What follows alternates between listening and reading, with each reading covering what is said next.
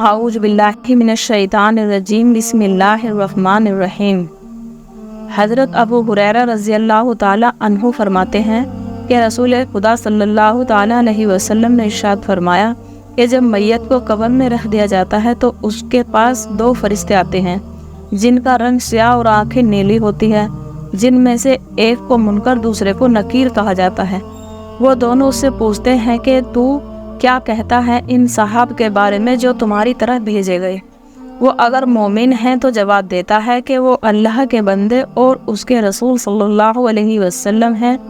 میں گواہی دیتا ہوں کہ اللہ کے سوا کوئی معبود نہیں اور بلا شبہ محمد صلی اللہ علیہ وسلم اللہ کے بندے اور اس کے رسول ہیں۔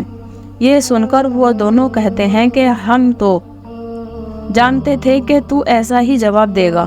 پھر اس کی قبر 70 ہاتھ مرحبا کشادہ کر دی جاتی ہے، پھر منور کر دی جاتی ہے، پھر اس سے کہہ دیا جاتا ہے کہ اب تو سو جا۔ وہ کہتا ہے کہ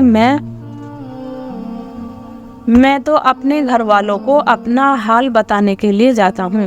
وہ کہتے ہیں کہ یہاں آ کر جانے کا قانون نہیں، تو سو جا جیسے کہ دلہن سوتی ہے جسے اس کے شوہر کے سوا کوئی نہیں اٹھا سکتا۔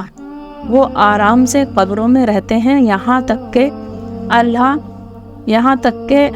اللہ اسے قیامت کے روز اسی جگہ سے اٹھائے گا۔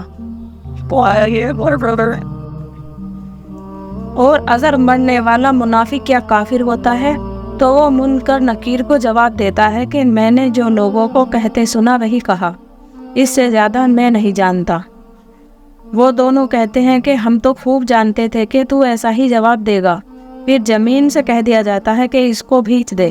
زمین اس کو بھیج دیتی ہے جس کی وجہ سے ادھر کی فصلیں ادھر چلی جاتی ہے۔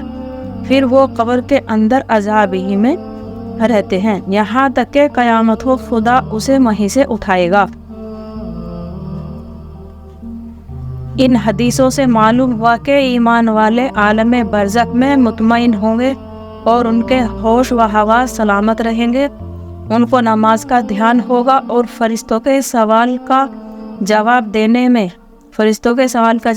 میں بے خوف ہوں گے، اور جب اپنا اچھا حال دیکھ لیں گے تو گھر والوں کو خوشخبری دینے کے لیے فرشتوں سے کہیں گے ابھی میں نہیں سوتا، مجھے گھر والوں کو خوشخبری دینے جانا ہے۔